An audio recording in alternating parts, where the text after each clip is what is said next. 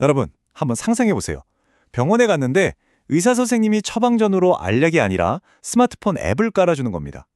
삼키는 약이 아니라 실행하는 약. 화학물질 대신 코드로 병을 고치는 시대가 온 거죠.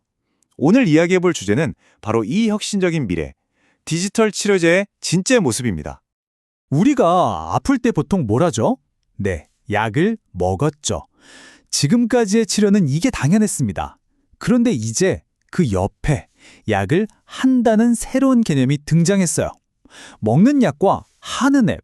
이 둘은 대체 어떻게 다르고 또 어떻게 우리 몸을 치료한다는 걸까요? 자, 그럼 디지털 치료제, 이게 대체 뭘까요?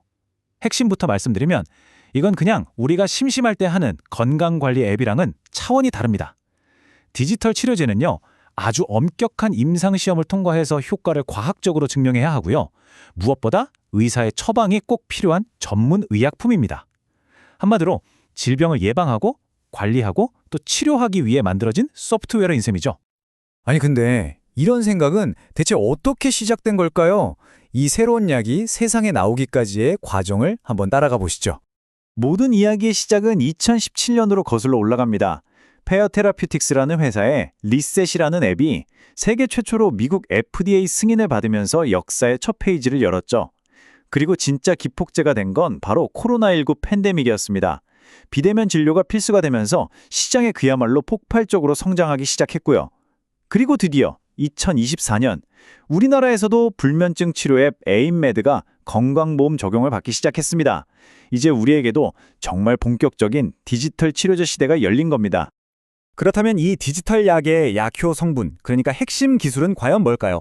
알약에 화학 성분이 있다면 이 디지털 약에는 바로 우리의 뇌를 직접 해킹하는 아주 정교한 알고리즘이 들어 있습니다.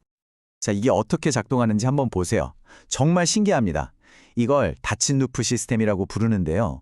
먼저 스마트워치 같은 웨어러블 기기로 내 심박수나 수면 패턴 같은 데이터를 실시간으로 싹 모읍니다. 그러면 스스로 생각하고 행동하는 에이전틱 AI가 이 데이터를 바로 분석해서 지금 내 상태가 어떤지 파악하죠. 그리고는 바로 그 순간에 나에게 가장 필요한 치료를 제공하는 거예요. 예를 들어 공황장애 환자의 심박수가 막 올라간다? 그럼 앱이 이걸 딱 감지해서 지금 바로 이완 훈련을 시작하세요 하고 알려주는 식입니다. 이 알고리즘이 되게 똑똑한 게 심리학적으로도 두 가지 방식을 동시에 써요. 하나는 톱다운 방식. 이건 인지행동 치료, CBT처럼 머리로 이해시켜서 잘못된 생각의 고리를 끊어내는 거고요. 다른 하나는 보텀업 방식인데 이건 게임처럼 재밌게 만들어서 나도 모르게 막 하고 싶게 만드는 거죠. 뇌의 보상회로를 자극해서 스스로 치료에 참여하게 만드는 겁니다. 그러니까 효과와 재미를 둘 다 잡는 아주 영리한 전략인 거죠. 이렇게 기술이 뛰어나니까 당연히 시장이 가만히 있을 리가 없겠죠. 디지털 치료제 시장은 지금 말 그대로 폭발하고 있습니다. 네, 그래서 이 시장, 과연 얼마나 큰 걸까요? 궁금하시죠? 와, 이 숫자 좀 보세요. 2026년에 약 124억 달러. 그러니까 우리 돈으로 한 17조 원 정도 되는 시장이 5년 만에 381억 달러, 거의 52조 원까지 커진다는 거예요. 거의 3배죠. 연평균 성장률이 무려 25%가 넘습니다. 이건 뭐 엄청난 속도입니다. 그리고 여기서 진짜 재밌는 게 뭐냐면요. 이 시장의 70% 이상이 그냥 순수한 소프트웨어, 그러니까 앱 하나로 끊는다는 겁니다. 특별한 기계가 필요 없다는 뜻이죠. 이게 바로 디지털 치료제가 가진 어마어마한 확장성의 힘을 보여주는 대목입니다. 아니 근데 왜 이렇게까지 빨리 크는 걸까요? 몇 가지 이유가 있습니다. 당뇨나 심장병 같은 만성질환 환자가 늘면서 꾸준한 관리가 중요해졌고요. 모바일이랑 AI 기술이 발전하면서 정말 나 한 사람에게 딱 맞는 초개인화 치료가 가능해졌죠. 게다가 정부나 보험사에서도 점점 보험 적용을 해주기 시작하니까 시장이 날개를 단 셈입니다.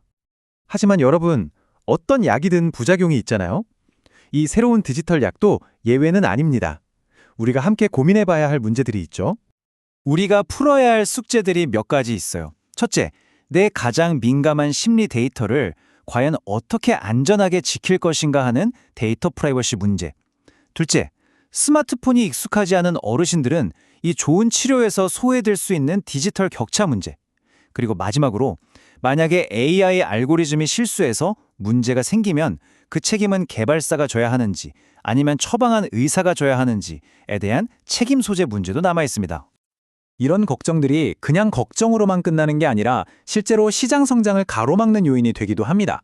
보시면 데이터 보안 문제나 의사들의 저항감이 성장률을 3% 넘게 깎아먹을 수 있을 정도로 가장 큰 걸림돌로 꼽히고 있죠.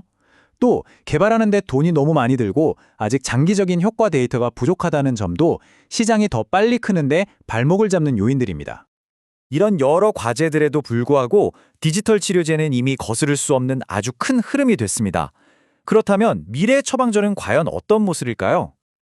그럼 이 미래를 누가 만들어가고 있을까요? 정말 쟁쟁한 선수들이 많습니다. 앞서 말한 페어 테라피틱스처럼 아예 이 분야만 파는 전문 개발사도 있고요. 필립스나 오마다 헬스 같은 글로벌 대기업들도 시장에 뛰어들어서 아주 치열하게 경쟁하고 있습니다. 그리고 이 경쟁의 무대가 전 세계로 넓어지고 있다는 점도 아주 흥미로워요. 지금 당장은 북미가 가장 큰 시장이지만 2031년까지 가장 폭발적으로 성장할 곳은 바로 우리나라가 포함된 아시아 태평양 지역이라고 합니다. 이 혁신의 중심이 점점 아시아로 넘어오고 있는 거죠. 자, 오늘 이렇게 코드가 뇌를 해킹하고 알고리즘이 마음을 치유하는 약의 미래를 살짝 엿봤습니다. 마지막으로 여러분께 이 질문을 꼭 드리고 싶네요. 만약 여러분의 다음 처방전이 알약이 아니라 앱이라면 어떤 기분이 드실 것 같으세요?